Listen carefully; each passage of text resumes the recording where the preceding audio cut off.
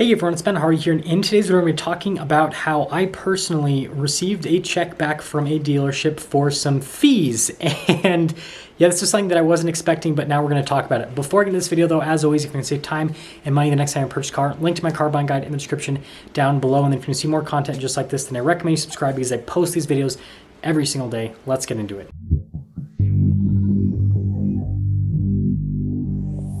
If you've been watching these car buying advice videos on YouTube, then you've probably seen a lot of videos talking about junk dealer fees and how you should never pay these fees because, well, they're a complete waste of money. And you've probably also seen some videos where people talk about how there are lawsuits against dealers for these junk fees and how people are getting refunded money. And, well, I'm getting refunded money from a dealer, but it's not because of some lawsuit being taken against them. It's actually because of something that's completely different, which you guys will probably find funny at the end of the video. But we now have to dive into why I would even pay fees that would get refunded to me. For those of you that don't know, I worked in the car business from 2017 until about 2020. I mean, I'm still technically in the car business because I work for a bunch of dealers.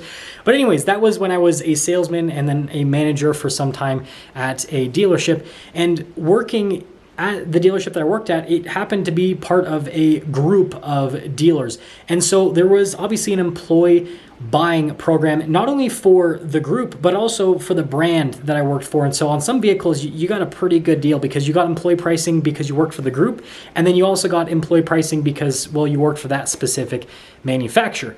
However, there was one stipulation with these employee pricing deals, and that was the fact that you had to pay all of the junk dealer fees. Now, some of you might be going, oh, well, that's not employee pricing, but it still was a really good deal because you were basically getting thousands of dollars in discount and paying a couple $100 in junk fees. And so it was always worth it. It was like, okay, why would you go and step over a $100 bill to go and pick up a penny?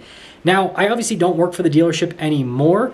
However, because I film for a bunch of dealers, a lot of the times they're willing to give me the same employee deal as if I was actually working for that dealer. But again, it comes with the same exact stipulation that, hey, we're going to give you a better deal than what we should given what's happening in the market, especially over the last couple of years, because there are several vehicles that I should have paid significantly over MSRP for if I was going to pay market value in my region or just in the US in general, but I didn't because of these programs. However, I still was paying those fees. Again, same concept, right? Not stepping over the $100 to pick up the penny, instead just going straight for that $100 bill and going, okay, you know what? You're giving me thousands of dollars off this vehicle. I'm not having to pay the crazy market premiums, but I got to pay your, $100, $200 junk fee. I am completely okay with that. Now, I don't always use this employee buying program because sometimes it actually doesn't make any sense. A really good example is when I purchased my Ram TRX. I was one of the first people to get one in the nation. My VIN number is like in the 200s. And with doing that, I would have had to have paid over MSRP had I gone through the employee buying program because that's what the employee price was set at with that particular vehicle at that time. So I instead went and purchased it as a regular retail customer at another dealer and didn't pay any sort of markup. And so the employee buying program is typically the way to go, but it's not always the way to go for me. And so that's why I always check both sides. And this leads me into why I am getting a refund check for one of the vehicles that I purchased this year. Now, I'm not going to mention which vehicle it is because I don't want to give away the dealership. Frankly, they didn't do anything wrong. They went with the normal employee buying protocol that, I'm used to, they're used to, everyone is used to. However, in the process of me buying the vehicle, taking delivery of the vehicle, they happened to change ownership. And the new owner decided that they didn't want anything to have to do with junky dealer fees because they wanted to change the image of the dealership.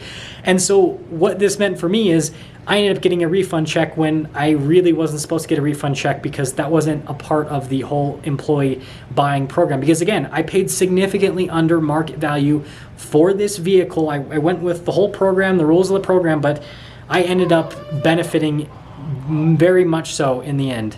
So what can we learn from this whole situation that I find pretty hilarious? First off, if you are a retail customer, which is going to be most of you watching this video, understand that you have no obligation to pay any of those junk dealer fees. Again, I'm saying this as someone who purchases through employee buying programs sometimes and also purchases through retail buying programs sometimes.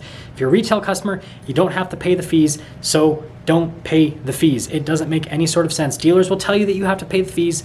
You don't have to pay the fees.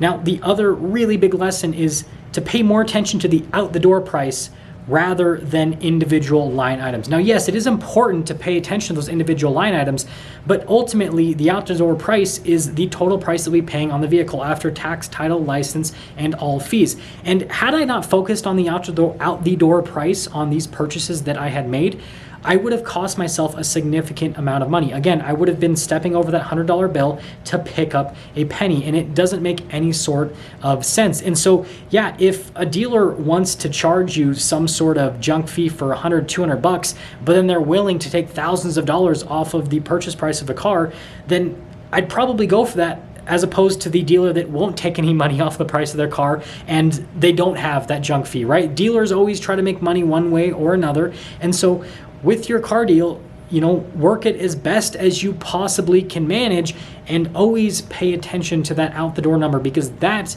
is ultimately the most important number. It doesn't matter how the dealership gets that number. The number is all that matters. Now, that's pretty much going to sum things up for a video talking about this funny situation where I got a check cut back to me from a dealer because of junk dealer fees. And I want you guys to let me know if you want me to make more update videos with my purchases, whether I'm going to be going more on the employee route or on the retail route.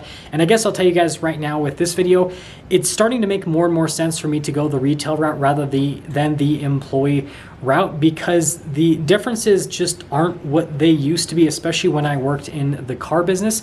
And so it's kind of weird. It's coming full circle where I'm slowly becoming more and more like a retail customer rather than a normal customer, at least for purchases on the main channel. But we'll just have to see how things go moving forward. And again, I just want to reiterate, the out-the-door price, that is the thing you need to pay attention to more than anything else in a car deal. If there's anything that you've learned from this video, that better be it, because it's just crazy how many people won't look at that number. Like, they'll just look at the car payments on a vehicle, or they'll just look at the fees, and it's like, that stuff is important because you have to make sure that you can afford the monthly payment, and you have to make sure that you're not paying for stupid fees that don't make sense.